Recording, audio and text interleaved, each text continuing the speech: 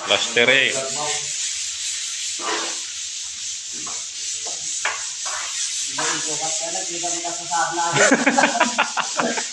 Oo. Magmay sa kami tiunag pa lang tanay. Tutudaw.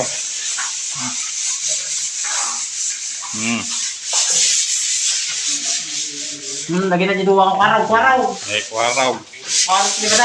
Tapos, ito pa umay. Istay pa na naman nasa ito.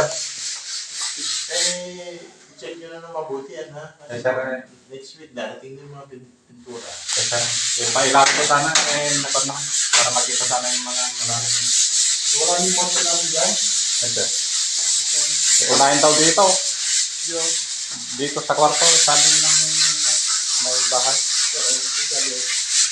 Para dito yung back daw yung mga gamit. Saka yung aircon nila. Ito ito. Grinder mo nila yun.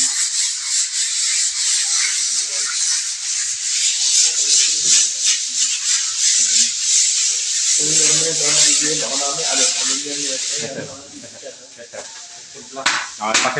Panyalihan nyo lang ito, primeran.